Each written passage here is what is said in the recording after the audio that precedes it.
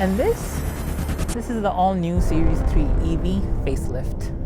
I've already reviewed the car, but it's come with some cosmetic and utility updates. So I'm not going to go too much in depth, but I'll cover the overall attributes, the main attributes, and a bit on what's been updated on this car. So if you want a full deep dive of the car, please check out my old review, which I will drop a link down in the description below. So this car has conquered the Coralla Pass at 4,660 meters, and so clearance and power is just not an issue. Even today I've come up to Lakuri in the rain, and as you can see, ample clearance, 190 mm, good wheel grip. It's more than ample to like pull the car up, no hassle, nothing. And the car is still swanky on the inside.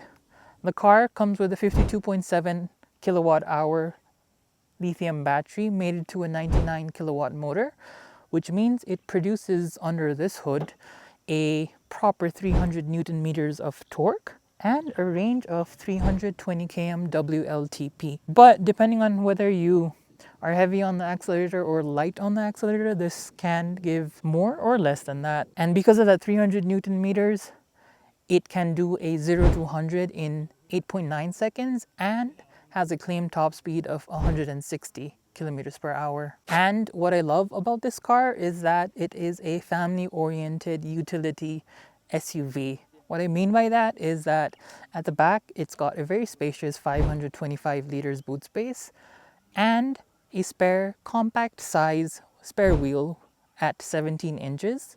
It's a bit smaller than these wheels, but it is still a fitting wheel, and you can fold down the rear seats and get a proper 800 liters, so whatever you're trying to move will be more than easy. As for charging speeds, right now it's being plugged into a DC charger, which will in theory take 20 to 80% in just 30 minutes. Given that it is a 400 volt architecture system, that means it can gobble up to 147 kilowatts. But the thing is, DC charging speeds vary, and so you have probably an hour wait time at DC charger for a full charge. Other than that, this car does accept a 6.6 kilowatt charger, fast AC charger, which means it'll probably take an overnight charge.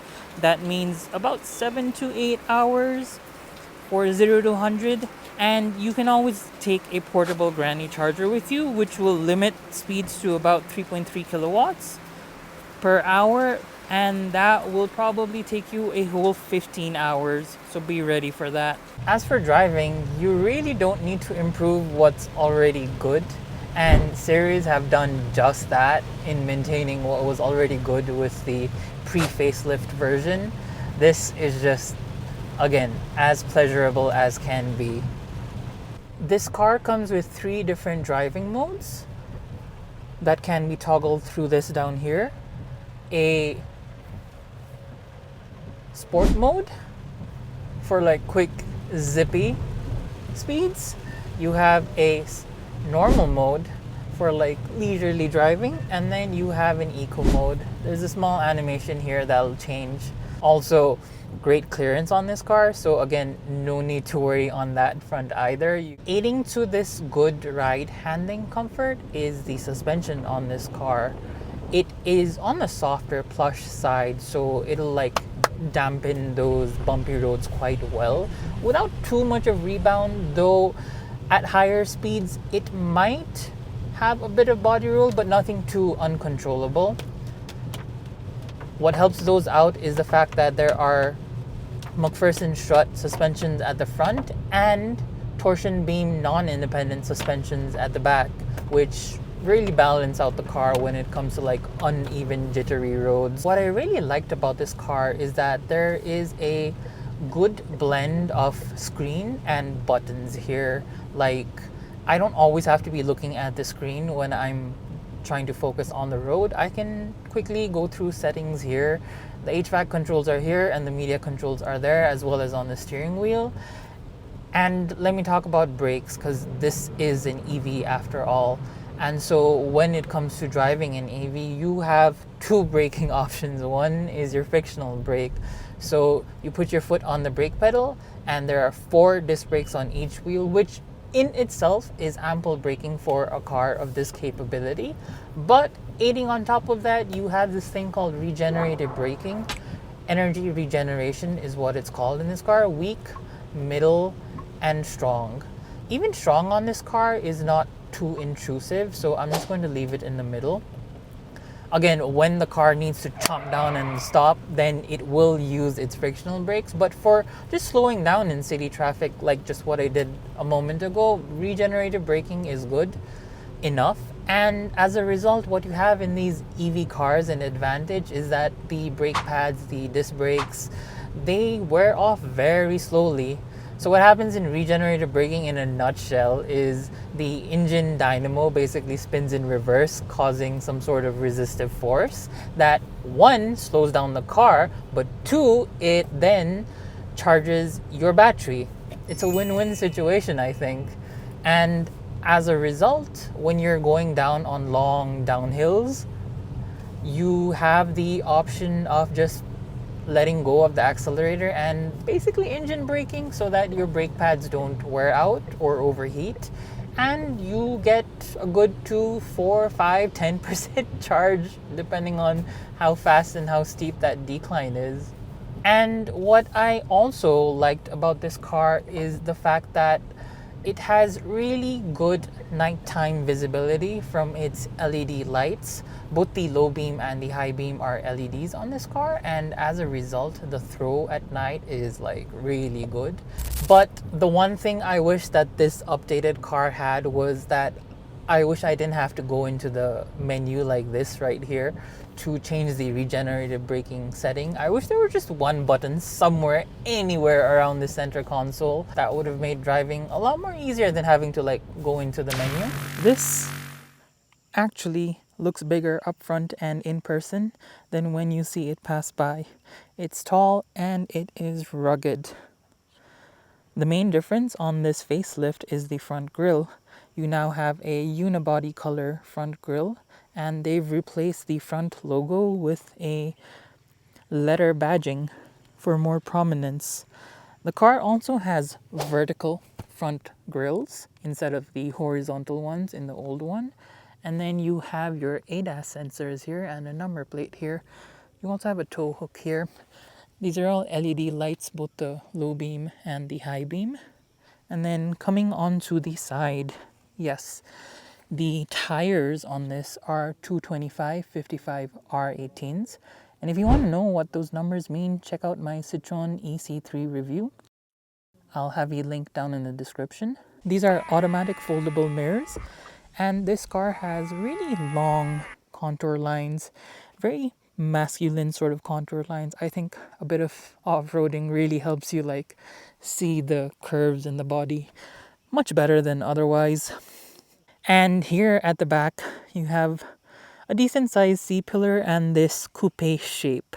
So fun fact is that Series actually took a designer from Porsche, and now he's in charge of designing their cars, and this coupe shape actually comes from his inspiration, as the company claims. And I really am a fan of this sort of angle at the back. It's not too much, but it really adds to that aesthetic. And then at the back you have a shark fin antenna on top and a spoiler on top and a top mount stoplight. You also have a rear wiper. It's super handy, especially in the rain. Your series badging here, more LED lights there, and then you have parking sensors at the bottom. So the interiors of this car largely remain the same, except for this updated series logo. You actually have it written out this time, SERES. And again, I'm going to point you towards watching my previous video for the full look into the nooks and crannies of this car. I'll just be going over the overall features here, and the interiors are really well put together. It has leatherette finishing around the dashboard and your touch points with a mix of both soft and hard touch points. And it's also got like a minimal splash of chrome here and there. There is a wide panoramic sunroof in the car, and It has wireless charging down here. The screen is 10.25 in inches and it has offline navigation as well as 360-degree camera. As for the driver's seat, the steering wheel can be adjusted for height. And then the seat controls for height and reach and angle can be aligned from here. And as for the steering wheel, on the left hand side you have your controls for the center console, whereas on the right hand side you have controls for your media.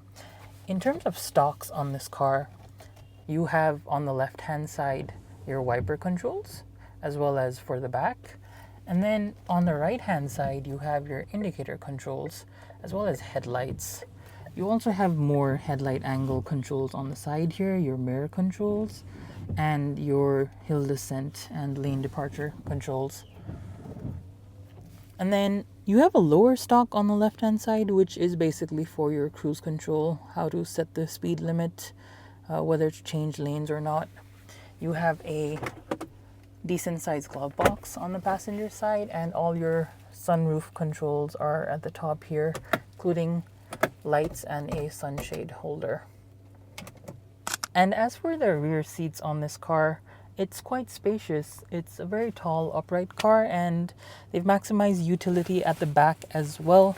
You have a phone pocket holder here, semi hard touch plastic points here mixed with like stitching and soft leatherette material.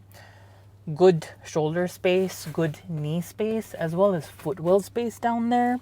It's got a really nice flat floor bed, so it's very easy to maneuver in the back seat. And right in the middle, you have not one but two AC vents with one USB-A port at the bottom. And in case you're traveling with just two passengers, you do have a rear armrest here, which has two cup holders. And did I mention this car also has ISOFIX points at the back?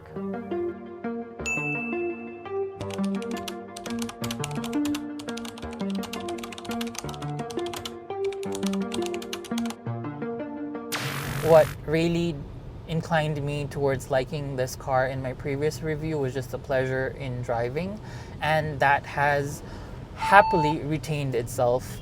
Did you catch that? I'm going to bring it up in a while.